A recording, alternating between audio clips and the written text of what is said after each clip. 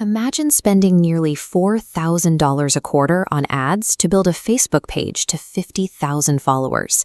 Now imagine looking at your quarterly report and seeing that audience generated exactly 2 sales. This mathematical gap is happening inside marketing departments worldwide, particularly in markets like Bangladesh. Researchers consistently flag the region as a major source of bot followers and bot engagement. To fix this, we are going to walk through a 5-step framework. You will learn how to audit your audience, fix your tracking links, and rebuild a reporting dashboard based entirely on actual revenue. Before we begin, you need 3 things: admin access to your ads manager, your most recent monthly marketing report, and a blank spreadsheet. We have to do this because optimizing for a rising follower count usually means you are actively funding your own budget waste. You are paying for the appearance of growth instead of tracking real business health. Step 1 is auditing the actual asset. Take your spreadsheet and pull a manual sample of 200 followers. You are looking for incomplete profiles, heavy geographic skews, or a very low ratio of comments to followers. The immediate result of this audit is realizing a massive portion of your audience is entirely fake. You have to mentally discard those numbers. The most common mistake here is only auditing new campaigns. You have to check your older legacy pages, because that is usually where the oldest batches of bots are hiding. A massive follower count is not an automatic brand asset.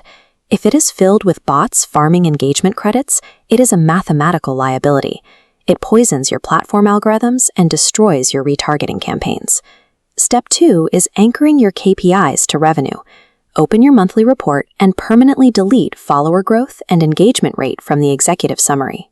This side-by-side slide comparison shows what your reporting should look like instead. Replace Vanity Metrics with your customer acquisition cost, conversion rate, and repeat purchase rate. You cannot run both side by side. Teams will naturally retreat to the flattering numbers to avoid hard conversations. Step 3 is attributing every dollar spent. This requires generating specific tracking links for every single piece of content. Going forward, mandate UTM tags or native platform tracking on all influencer briefs. This mockup shows a standard campaign URL builder.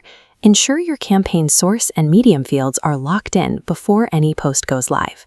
Do not fall into the trap of defaulting untraceable sales to the organic column. That simply hides the exact budget leaks this exercise is designed to find. Without strict attribution and clear revenue goals, marketing momentum is indistinguishable from random luck. Step 4 is reallocating your budget toward micro-creators over macro-influencers.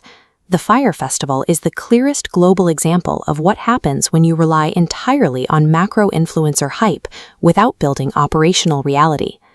Take the budget you normally spend on one mega-influencer deal and divide it among 5 to 10 vetted micro or nano creators. Include a strict performance clause tied to minimum conversions for partial payment. This bar chart compares the return on investment between those tiers. Smaller creators consistently yield 30 to 60% lower costs per result compared to macro accounts, returning much more per dollar spent. Step 5 requires you to report the real number, even when it looks ugly. You have to get comfortable presenting a flat or declining follower chart to leadership as a positive sign of a cleaner audience. We know what happens when teams manipulate growth optics to hide actual capacity. The Ivali e-commerce collapse in Bangladesh showed exactly how disastrous it can be when a business prioritizes the illusion of momentum over sustainable fulfillment. A flat line of verified purchasing customers will always be infinitely more valuable than a skyrocketing curve of automated bots. If you follow these steps, your final operational state will be a clean, trackable dashboard.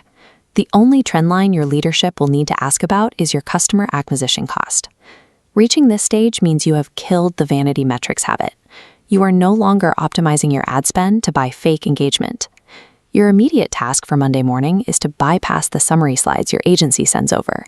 Log in and manually pull a raw ads manager export so you can read the unvarnished data yourself. Implement this entire 5-step framework over the next 90 days, well before you sit down for your next agency contract renewal. In modern marketing, revenue is the only metric that cannot be faked. Protecting its accuracy is your highest duty.